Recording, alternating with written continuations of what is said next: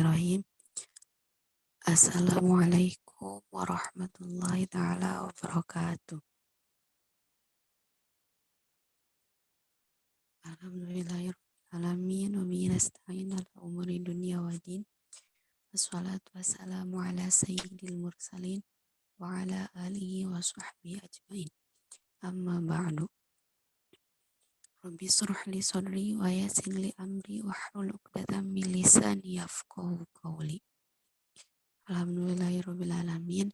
Pada kesempatan kali ini, saya Hastuti Dimasutio dari kelas PAI 2D akan mempresentasikan mata kuliah ilmu alamiah dasar yang di dosen pengampu oleh Bapak Ahmad Sulaiman MAG dan saya dengan NIM 0101 2101 09.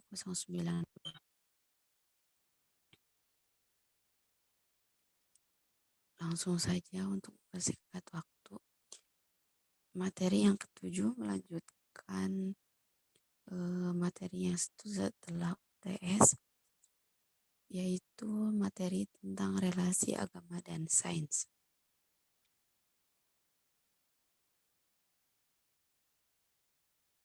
Agama, yang pertama adalah pengertian agama.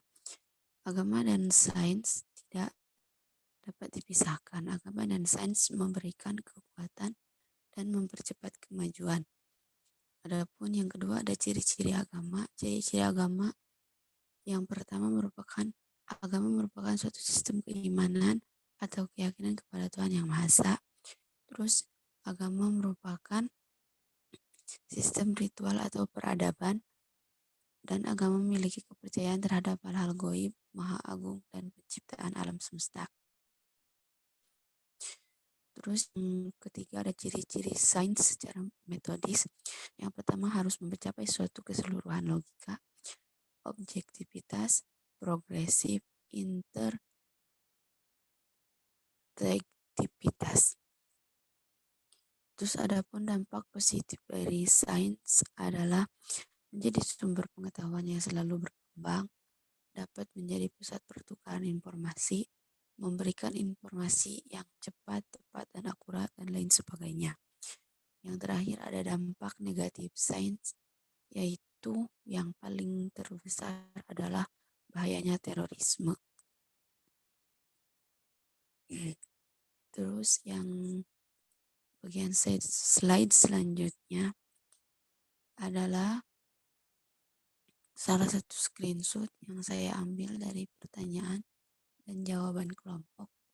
Tanggapan saya terhadap pertanyaan dan jawaban kelompok, saya sangat setuju dengan jawaban yang disebutkan oleh pemateri, bahwasanya perkembangan sains sangat berpengaruh terhadap pensiaran agama Islam di zaman modern ini.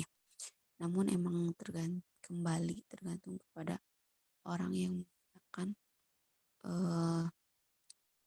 perkembangan sains tersebut. Karena dengan adanya perkembangan sains mampu menyebarluaskan ajaran agama Islam secara cepat dan luas.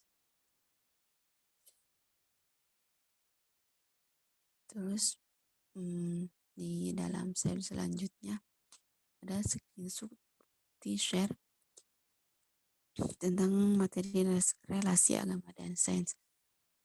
Marilah kita memahami materi relasi agama dan sains supaya kita tidak salah pemahaman antara perkembangan sains yang berhubungannya dengan agama.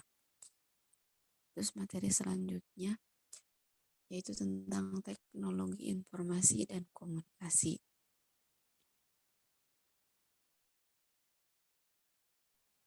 Sejarah teknologi informasi. Istilah teknologi informasi komunikasi muncul setelah adanya perpaduan antara teknologi komputer, baik perangkat keras maupun perangkat lunak. Terus yang kedua adalah pengertian teknologi informasi komunikasi. Pengertian teknologi informasi komunikasi. Yang pertama, teknologi informasi dan komunikasi mencakup segala yang berkaitan dengan proses penggunaan sebagai alat bantu untuk memanipulasi dan pencegahan informasi teknologi. Terus teknologi komunikasi mencakup segala hal penggunaan alat bantu untuk memproses dan mentransfer data dari perangkat yang satu ke perangkat lainnya. Maka teknologi informasi komunikasi adalah suatu kesatuan yang tidak dapat terpisahkan, yang mengandung pengertian luas. Terus yang ketiga ada peranan teknologi informasi dan komunikasi dalam kehidupan. Berguna dalam bidang ekonomi, pendidikan, pertanian, politik, kesehatan, pemerintah, bidang kebudayaan, dan bidang tenaga kerja. Terus slide selanjutnya yaitu jawaban pertanyaan dari kelompok 6 yang menurut saya jawabannya adalah gunakan teknologi tersebut sesuai dengan tujuan. Pilih informasi yang memiliki sumber yang jelas sebelum membagikan informasi. Telusuri terlebih dahulu kebenaran informasi tersebut dan jauhi situs-situs yang tidak bermanfaat. Maka dengan hal cara-cara seperti ini kita tidak akan mudah terjerumus kepada hal-hal yang negatif. Ini adalah bukti share-nya. Terus materi yang ke-9 adalah bumi dan alam semesta. Bumi dan alam semesta, materinya pertama meliputi pengertian alam semesta. Alam semesta merupakan ruang dan waktu di mana semua daya dan materi bersatu atau bergabung. Terus yang kedua ada pengertian bumi. Bumi adalah planet yang berada pada urutan ketiga dari matahari.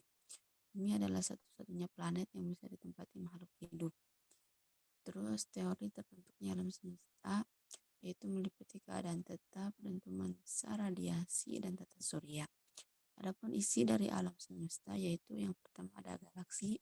Galaksi merupakan kumpulan tata surya yang luas. Sistem tata surya kita terdiri dari matahari, planet-planet, dan benda-benda lainnya.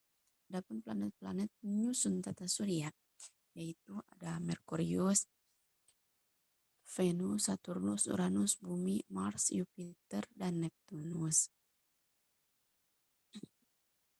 Slide selanjutnya adalah tanggapan saya terhadap pertanyaan dan jawaban dari kelompok mengenai bagaimana cara kita untuk merawat dan menjaga dari hal yang paling sederhana dan sedini mungkin. Jawaban dari Tanajma bisa dengan menanam karangan rumah masing-masing. Terus tambahannya dari saya, caranya bisa juga dengan selalu memperhatikan tanaman-tanaman di sekitar rumah kita. Dan dalam pikiran kita selalu terapkan bahwa tanaman di sekitar kita juga sesama makhluk ciptaan Allah Subhanahu wa Ta'ala. Terus ini bukti share-nya. Selanjutnya materi yang ke-10 adalah materi dan energi serta pemanfaatannya.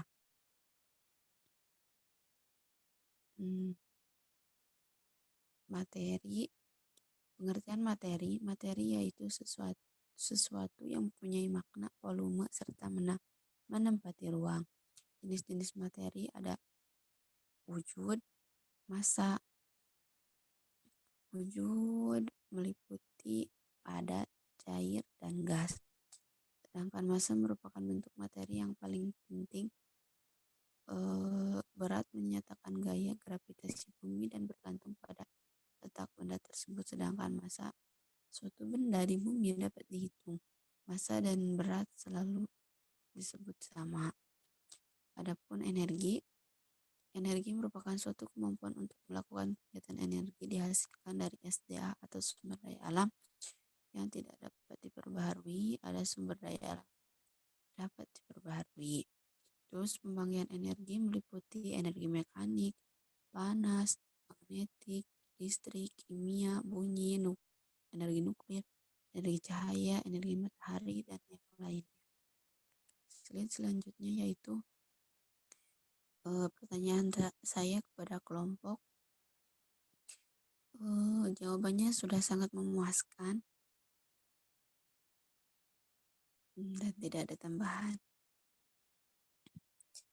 Ini adalah di share di Facebooknya. Terus materi yang ke-11 yaitu keanekaragaman hayati dan persebarannya.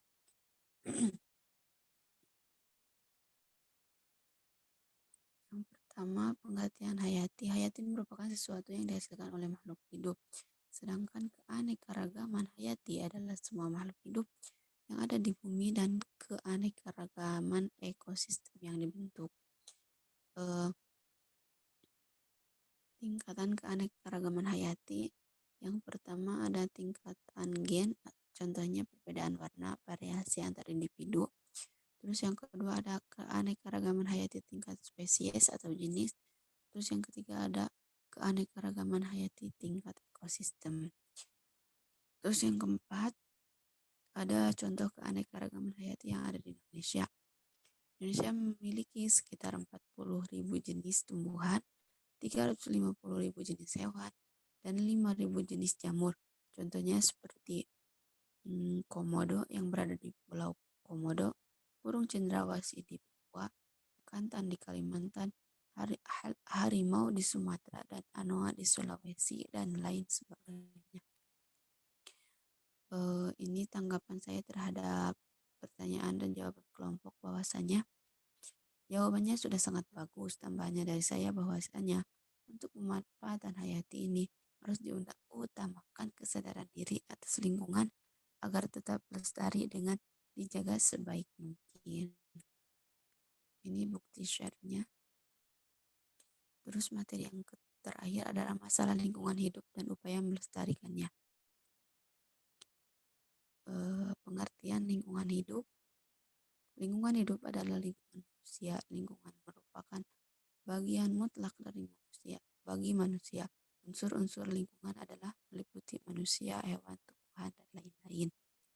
Terus masalah lingkungan hidup meliputi kerusakan alam, pencemaran lingkungan, buang sampah sembarangan, tumpukan sampah, polusi udara atau pencemaran udara, hutan yang gundul akibat penebangan hutan yang liar.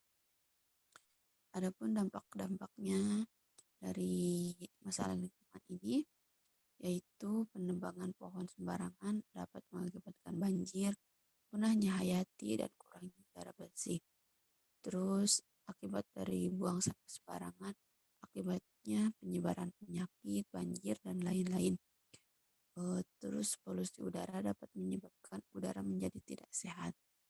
Adapun cara melestarikan lingkungan hidup yaitu dengan cara mulai dari diri sendiri, membiasakan hidup bersih dan sehat dari diri sendiri. Terus yang kedua, gotong royong untuk selalu membersihkan lingkungannya. Terus membuang sampah ke tempatnya, mengolah sampah menjadi